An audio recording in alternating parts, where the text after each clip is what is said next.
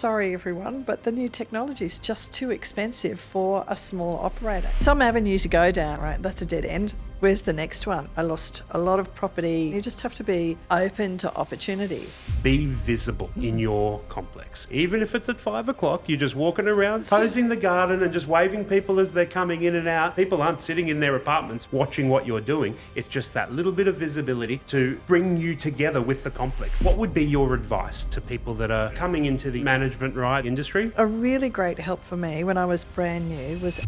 Welcome to Checked In with Resort Brokers. I'm Frank. And I'm Trudy. Join us as we explore the intricate world of the wider Australian accommodation industry. We're going to walk you through the ever-evolving landscape of hotels, motels, caravan parks, management rights and the communities, but most importantly, the stories that underpin them all. From market trends and expert predictions to the incredible personal stories and lessons learned, we're going to cover it all. Join us as we navigate this amazing industry together. Welcome to Checked In with Resort Brokers. I'm your host, Frank Matus. I'm here with Managing Director of Resort Brokers, Trudy Crooks. Thank you, Frankie. And we are very excited to have Georgina Bishop here. Georgina, you're one of my best and favourite clients. You've gone through the process of selling very recently, which is why it was so important for us to have you here today. But not just because you've sold recently your management rights in Newstead, but also being involved in the industry, like we were talking off camera there for a second, for 13 years. You're managing this business yourself as a single mum, 3 different management rights. You've just sold 2 of them. It's an exciting time. We want to talk to you about all of those things. But if you want to introduce yourself to our audience here and sort of tell us where you came from and what got you into management rights to begin with. Oh, okay. Well, it's a bit of a long story, long and convoluted. I have a background in retail, in the jewellery industry, and met and fell in love with my husband. He was a lawyer with interest in Fiji.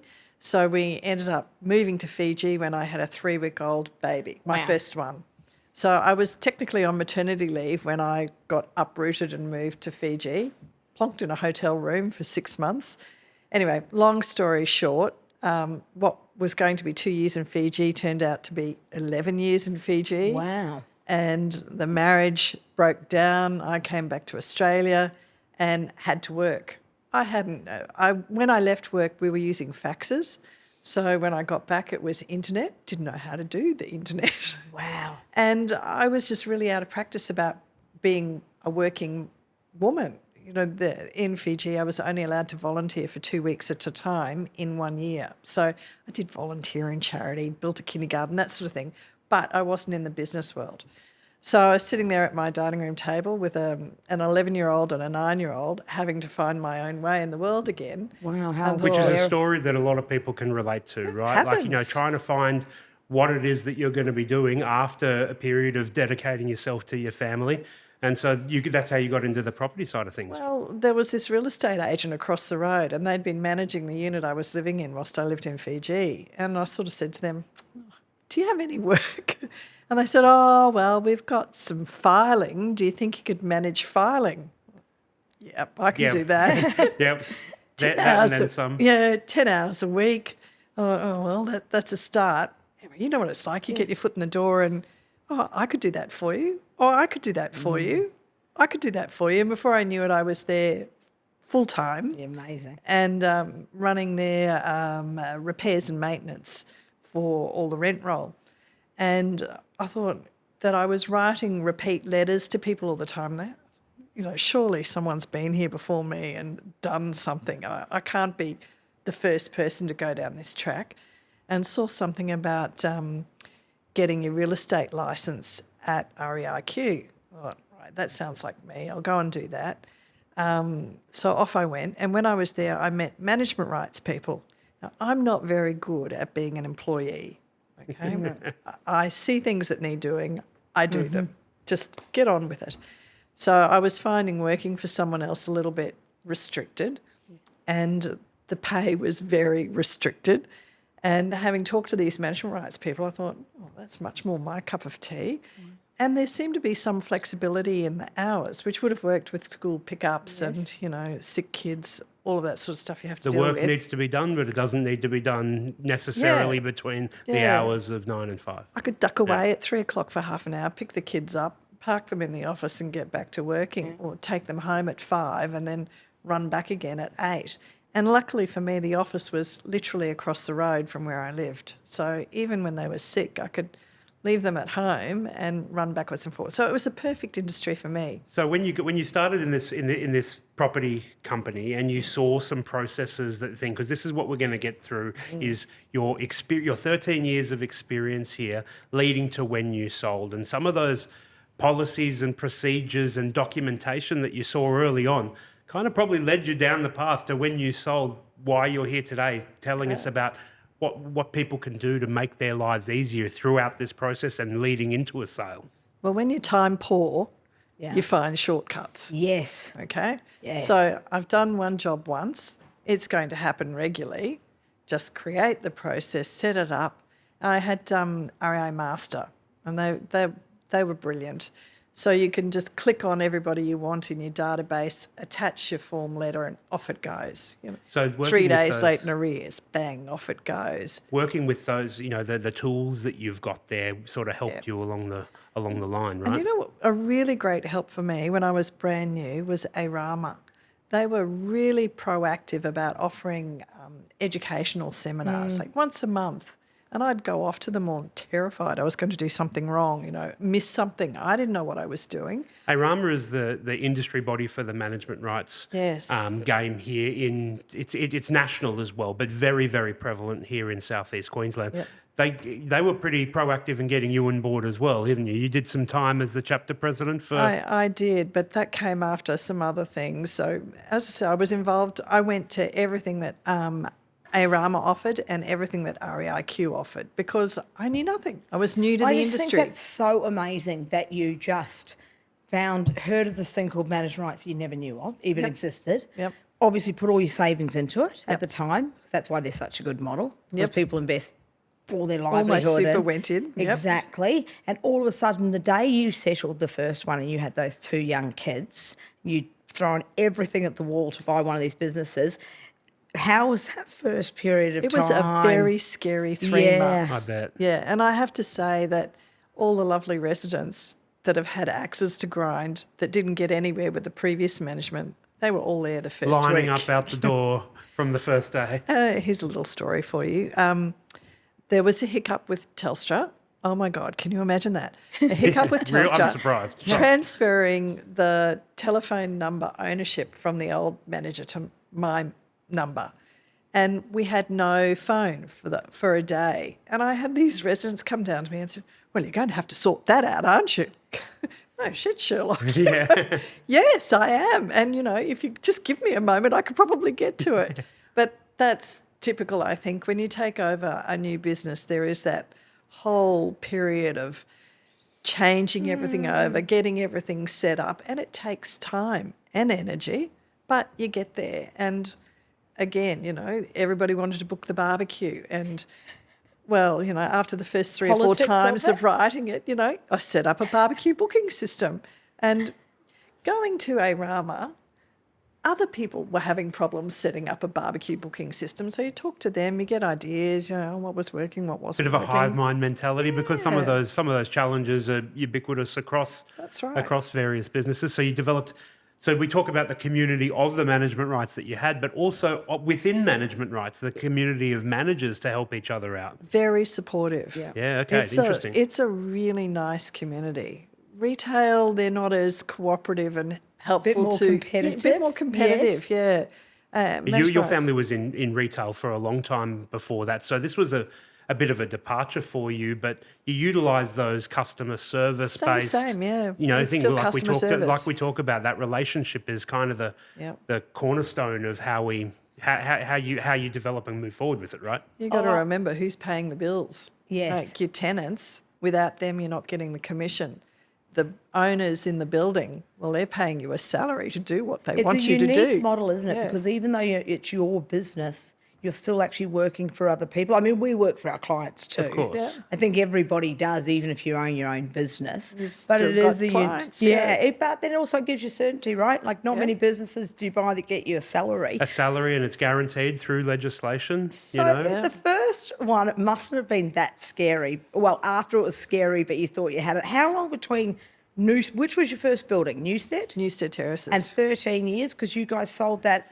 We settled on it about 5 minutes before we started this Right, podcast. Trudy. right. Yeah. That's why. That's right. You're here with us. Only weeks. Yeah, weeks. And so, Yeah. so nearly 13 years. And that. How long before you decided, you know what, I've got this. I've put the systems in Before I place. I can felt do another. comfortable. Yeah, no, before you felt comfortable. Yeah. Well, look, I'm a real panicker, and I'm constantly worried that I'm not doing the right thing or I've missed something. So how long before I hit my stride and started to feel really comfortable? Maybe 3 or 4 years in. oh wow. Yeah, wow. Yeah. I mean, you gave off the business that I experienced through you, right, is one of, that's why we wanted to talk to you today, is because you've developed that. Maybe it was through the fires of, difficulty and stuff, but you developed such a organized way of doing things. So even if you didn't know what needed to be done, you knew where to look for it. Exactly. To get to be done. So that's a big part of how to be successful in this Well, game, it's is just being practical, buying isn't it? It's practical and adaptation. Yep. Really, Yeah. isn't it? The answers are there. You just Yeah. have to Yeah. go look for them. And then, so 4 years. How long till you bought your second? That was quite a bit later, wasn't it? Yeah, 11 years. And so, what made you think you wanted another? Was it just an opportunity Well, that came past? Change in the market. Yes, right. So I was in the glory days of 2013, 14, 15. I've just been archiving all my records and throwing things out and looking back and going, oh my God, it was so easy to make money back then.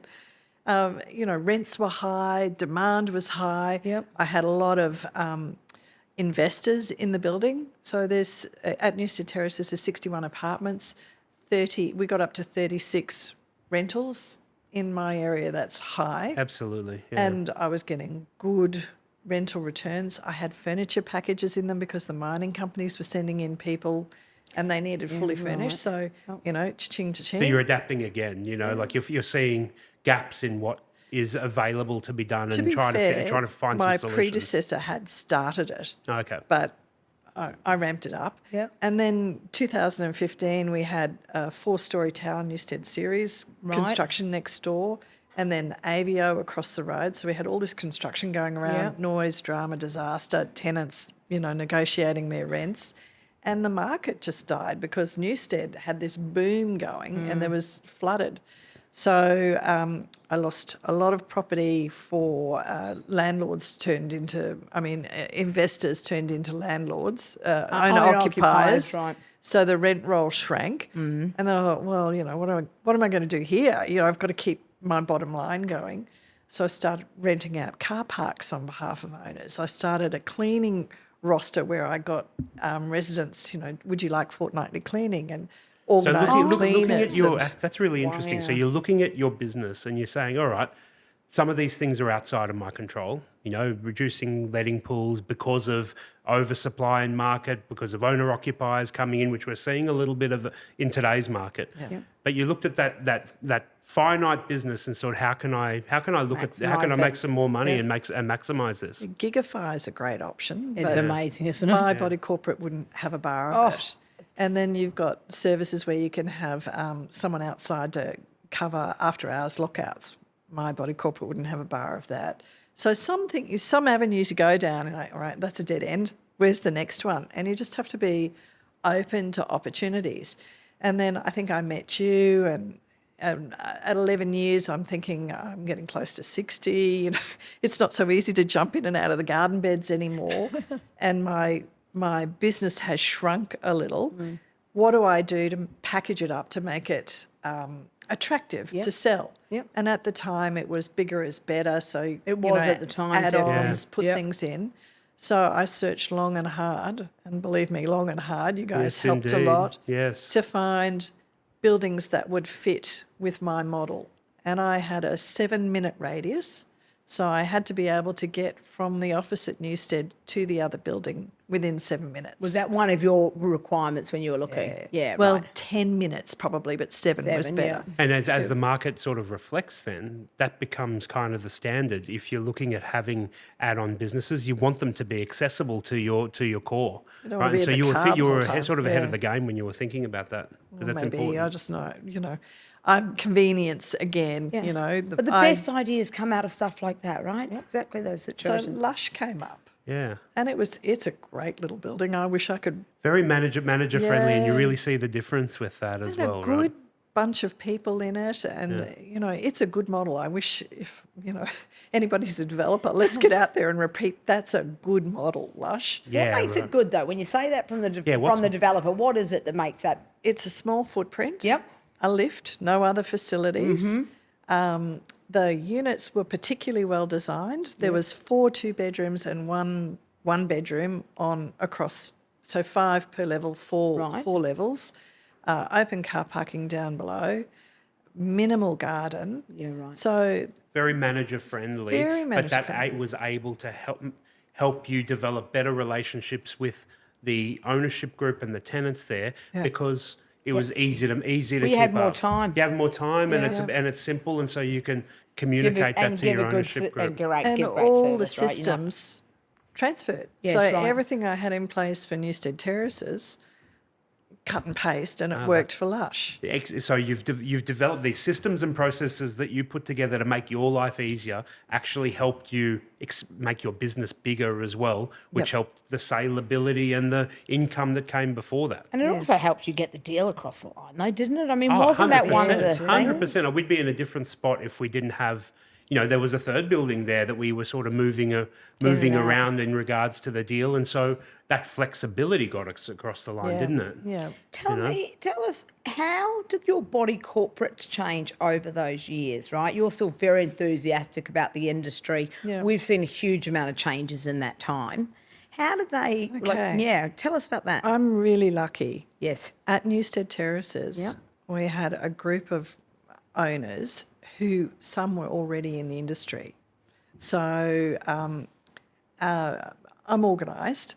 So we had our meetings. We had a system of formal and informal meetings. So every second month was a formal meeting where Archers came along and we ratified and formalised all the decisions. That's the body corporate manager that was administering the business of the body That's right. corporate, right? Informal meetings, which were so one a month, alternating, so formal then informal. At the informal meeting, that's where we did all the discussion, made all the decisions, and had the real meaty stuff. That's really interesting, though, because then you're saying that's the informal meeting. You can have those discussions. They're not finding its way onto the body corporate because they have to keep notes, right? So by having that informal meeting to have that meaty conversation, and then you can ratify it in the formal meeting. Would you vote on it at the informal meeting, or no? You'd all come back and formally vote on It anything. depended if it needed a fast. Yes, right. If we needed a fast answer, yes. And also the committee gave me a lot of leeway to process things that need pet applications. We're way ahead of the game. If I got a pet application with a tenancy, I could get that approved in a day because I did the approvals. We did a policy sheet. That gave them and we did autonomy. we did a policy sheet and we did a application and then an acceptance. So long as whatever anybody was applying for in our application process, be it renovations, external ceiling fans, fly screens, whatever, we had a system. If you ticked all the boxes, I had the authority to sign off on But that comes from you're communicating with your body corporate regularly, right? Because they've given you that autonomy because they're trusting you along the Yes, way, I suppose. and they're making that decisions in consultation with you, We had which gave developed you the the policy ability. together, yeah. And so we see in other complexes where people will either not have a sitting body corporate or they're only meeting every 3 months. What I'm picking up is by you speaking a little bit more gave you flexibility and the autonomy, but it also made the whole thing just run a little bit smoother. I think too, Frank, the body corporate, I mean, I think one of the big changes that we've seen is that it's become the body corporate of the managers, and in some buildings it a little bit, when it goes badly, it's us against them, and most of them go really well, right? The model's really great Yeah. for Yes. investors and owners. No one's going to care about that building more than you are. Certainly not the person at LJ Hooker down the road, right? No. So the fundamental basis is good. But, these people aren't paying a salary. It is their big investment too. They want to be consulted. They want to know what's going on in their buildings. I And really... it takes time, Trudy. Yeah. It takes time. You can't go into a building and after 3 months of knocking yourself out and being the best manager you can be, it takes time for people to build trust and for it to filter through. Mm-hmm. So at Lush, we had a bunch of managements in that building that had slipped and gone to outside managers. And I thought, right, I'm going to apply the same model. I'm going to be the best I can. And I'm an award-winning from Arama property Absolutely. manager. I should have mentioned that up front, I'd say. I forgot that. Absolutely I pushed award-winning Trevor manager. to do it. It was selfish, but I did You know push what? Trevor. We Do you need know- an award. Can I REIQ do it. Why aren't? And I tried for the REIQ one, but I'm such small fry. Well, I remember the first time I might have even, or it might not have been the first time I met you, but the first time I saw you speaking in an Rama function. And this is some of the tidbits and advice that I still give to this day, and it came directly from you. It was be visible in your complex, right? And Georgina's saying, even if it's at 5 o'clock, you're just walking around with a a dustpan and a Hosing the brush, gardens. hosing the garden and just waving people as they're coming in and out at 5 p.m. or at 7:30 in the morning, whichever works for you, so they see you, is a big part of this, because often people aren't sitting in their apartments watching what you're doing. It's just that little bit of visibility to bring you together with the complex so they see you Be doing it. available to And want be to come and have a available. chat and talk to you and get to know each other. I And think if you get even further down, I'm paying you. I want to see you doing what I'm paying you to do. Well, of course. Yeah. That's definitely that's in the subconscious there for sure. If Maybe I'm not paying, even. if I'm paying the cleaner to clean my house, I want to walk in and see that she's cleaning, Yes. and that the place is clean. Well, they're paying me to clean their common area. So They we're want to talk- see me cleaning it. We're talking about things here that help you be a better manager, help you have a better relationship with your committee and with your ownership group. And so this is how the community gets developed. But and we're sort of bridging the gap here between the business of running management rights and the people that are living in the management rights. Right. And so these are some of the ways that, some people in our audience can take away, I guess, a little bit of how to run a management rights. But let's move that along a little bit and say, all right, well, this is how I was running it. I was successful doing it. You put together some of these things as a handover and Yep. a training procedure for when you were looking at selling. And you did this for yourself first, but it became a very important document as you were transitioning out as Sure. well, right? My ex-husband passed away at the age of 55. So that's, I know, it was 6 years ago now. And I was suddenly the sole provider for my two children. Everything in the world for them rested on my shoulders. And I thought, what if I get hit by a bus tomorrow? So I've got a, excuse the French, if shit happens file in my parents' safe with all my bank details, insurance details, whatever. Something happened to me, someone else could run my life for me. The same at work. If I was in a hospital bed in traction, slurring, someone could be appointed by the body I corporate. call that Friday. Yeah. So someone could come in and there's the manual. How do you receipt the rent? How do you code a fob for the front door? How do you manage the pump system for the pool? See, that seems so common sense. So You see, common how many sense. clients and owners we know that would have it all in their head? They can do it with their eyes shut. They've got great relationships, but just none of it's documented. It's succession planning, but in a more holistic sort of Exactly. way, right? And if you've got a body corporate that likes their managers as much as I imagine they liked you, and that's why you were there so long, I would have thought maybe one of the challenges was finding someone that they feel comfortable filling your big shoes, right?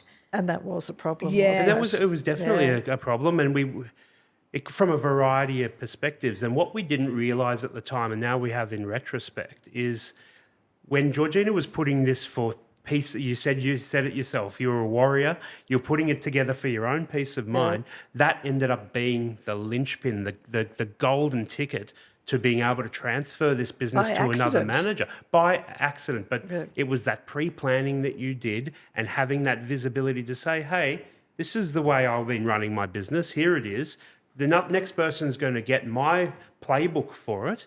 So you should be comfortable with the fact that what I've set up here is going to be transferred And was across. that a huge thing, was it? Were they It might have going been in? the thing. I think it turned out to be. Yeah. Wow. And just by accident, the body corporate insisted on having the buyer assessed by Danny Little Yeah.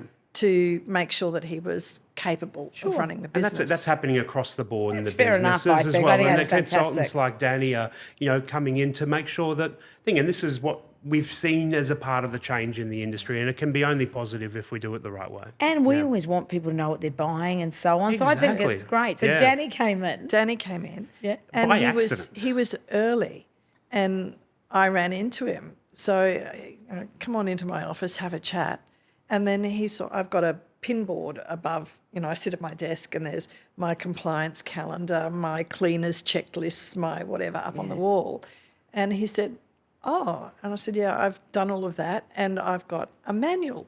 And he said, "Oh, can I see the manual?" And it was on the desktop, so I opened it up, and we started to go through a few things. And he got to see the level of handover information. And by then I had an assistant helping me, the lovely Kelly, who is very competent and Shout a out to lifesaver. Kelly. Shout out to Kelly. Yeah. So Kelly had been working with me because by now we've got the other buildings as well. So we're completing. There weren't handover manuals when we bought those. So we had to do everything from scratch. How do you code a fob at Lush? Yes, We didn't right. even know the company that supplied the fob. So there was a lot of research. We've worked it out. We're going to write down step by step everything you do. So Kelly was then doing the handover documents for Lush and Boulevard Yes. based on everything we learned, Well, and it we was got to the- try it. What do we need to know to manage this place? So it was the handover document, but it was also the agenda, because we know that in management rights that there is a legislated handover timing, which is normally 5 days before and 5 days after settlement. So you took that time and made an agenda out of it. And it's like, okay, so on That's day great. one, we're going to be doing this. And Yeah. then when you think about it like that, in a way that is structured, right, that's what, gave our consultant, Danny, Yeah. a lot of confidence. And then once again, that transfer of that information to the body corporate during the assignment meeting made that conversation so much easier because it was all there. It was structured and I mean, that seems to me to be deliberate. so common sense. And that's such an amazing thing that people could do. Yeah. That could give people so much confidence and help with body corporate assignments, which has taken so long. Absolutely. Because there's been so many people who've bought businesses that their expectations haven't been understood. or the Right. expectations on the other side as Yeah, well. It's both on both expectations, sides. exactly. No right? one's to blame. And what yeah. happens when you're new to the industry? You don't know what you should be No. asking. I didn't when Well, I let me walked in. ask you that as we try and wrap this up. What would be your advice to people that are two things that are coming into the industry? What are your advice to the newbies, right? And then secondary, if the people that have been like you in the industry for a while and looking to move on to the next stage of their lives, what would your advice be to those that are selling as well? For a newbie, Newbie. sign up to ARAMA and sign up to REIQ. They've got great tools to help you find the answers you don't know, the answers to questions you can't answer yourself. Go to all of their information seminars because you can't possibly know everything. Even I don't know everything. So I still go and I learn something every time I go. So sign up, get involved, get yourself off to those sessions. I don't care how clever you are. No, exactly. You're going to learn absolutely. something. Even if it's just about that management rights community, that's a big Yeah, part even of if it. you just meet people. Just meeting you people can because learn. you're all going through similar things, and if someone hasn't gone through it before, they're about to. It's some of this stuff is rolls around. What I would like to see is a checklist. Standard, I thought when I bought Newstead Terraces, it was a private deal. Yep. We used to walk dogs together. I bought the business from her. That's how it happened. Didn't really help me because I didn't know what I was doing and I had no guidance. From a company like yours, I would anticipate that there'd be some guidance, and there is. But you could take it even further by having a checklist. who do you go to? Body corporate matters. Who's the body corporate manager? Good idea. Who's the person that liaise with? Where do you send the invoices to? What's the email address? What's the procedure? Some real detail who's around the- it. Mean That's a with really this when good someone's idea. selling to get them to fill in almost a little Yep. what questions to mock up manual Or the really? buyer to go, I went to my appointment with Lush and I had 3 pages of that sort of thing, right? What's the telephone number for, and who's the contact? Where do I go for keys? Have you got the key authority form? Because you Yeah, have to right. sign in the new person so that I get taken off from amalgamated and the new guy gets put on. And only that So a bit person more can of a order detailed keys. checklist. So this is sort of moving into the advice as to, as you're considering selling, some of the advice to that, right? Well, this is a mate, sheet of but about facts the you building, need. but about Yeah, the building, about not the about building. the industry. Yeah. Oh, So yeah, give right. it to Building. people who are selling and get Yes. them Yeah. to fill in. Yeah. So they can have kind of, someone hasn't done the manual. Absolutely. What do you reckon has been one of the biggest changes and what do you wish you knew when you started? Well, changes, Trudy, it's changing all the Yeah. time. So Has technology helped you at all? I'm a dinosaur when it comes to Yeah, right. technology, so I'm the wrong person to ask that. I prefer my manual Yeah, yeah. systems. I'm flat out keeping up with the changes in, who is it? When you advertise a property for sale. On-site manager or... yes. On-site manager. Yeah. And I have to ring up all the time. I go, oh, I've done something wrong. Nick It's would not be working. happy to Oh, take he's your so- call. yeah, He is Exactly. Nick would be lovely. happy to He take is your lovely. call. So I'm the wrong person to ask about technology. I don't feel secure around it. I'm in my 60s. Sure. You know, I'm a baby boomer. It's a whole new language to me. I'm sure it's great for people out there, but it does come at a cost.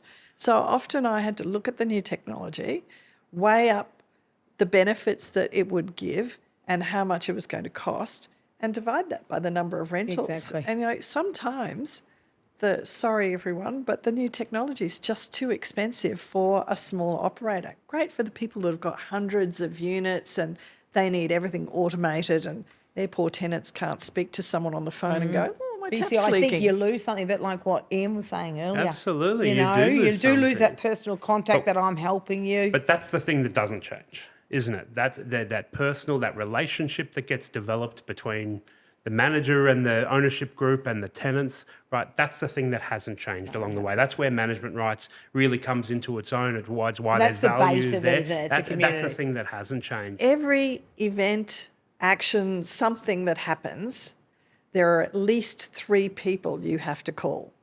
So for every, you know, you pick up, hello, yep, okay, that sets off. There's at least 3 more people you have to call, at least. So before you move on to anything else, I always had to think, right, who else is a stakeholder in this particular issue? Have they been contacted? Have they had their say? Am I observing their wishes? Am I proceeding the way that these people want me to proceed? Not how I think it should be best done. But That's after interesting. 13 years, I can pick up a phone to an owner now. This has happened.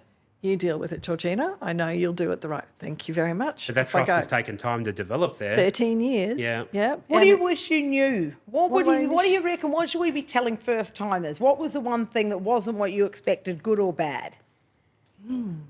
I didn't have any expectations. I hadn't been in the industry. I think I didn't expect that I wouldn't get a holiday. Okay? Yep, I think And that's I true. haven't had a holiday. I'm 13, 14 years in. I have not had a holiday. My father always said that in accommodation industries, because they're 7 days a week, Yep. the more holidays you have, the more time that you can stay in the industry. And whilst they might not do it as well as you can, you know, you a rested you will always be better than a Yep. non-rested. But you look Burnout. amazing for 13 years later. You better go and have a Maybe for holiday. 13. But I got a bit old and cranky, so it was time for me to go. Time. But then that's maybe one of the changes that have happened along the way is that the industry's become a little bit more chatty within itself, and so there's the ability through relief managers and stuff to potentially give managers a break so they can stick around for their 14th year rather than the 13's 13th. I know. You're I a was legend. too Georgina, tight, you know. Thank you very much Thank for you. sharing your You're pearls of welcome. wisdom, and thank you for coming on board. It's been a pleasure. I Thanks. really appreciate it. You're a Thank you. And thanks champion. for your commitment to the industry as well. We know you've still got another management rights there, so you haven't left us just yet. No. Up to the farm. That's not a metaphor, actually. You've actually got a farm. Yeah. Thank you so much. Thanks, Georgina. Thank you very much. Now, if you've got any questions for Georgina or for Trudy or for myself, please drop them in the comments below. But otherwise, thank you very much to Georgina Bishop and wish her the best moving on for life after management rights. I don't believe there is one. Thank you. Thank you so much for joining us on Checked In with Resort Brokers. If you enjoyed the insights from this episode, we'd love your support with a 5-star review on Apple Podcasts and Spotify. And don't forget to hit subscribe on your favourite platform and stay connected with us on social media @Resort Brokers. We're excited to continue this amazing journey with you. See you on the next episode.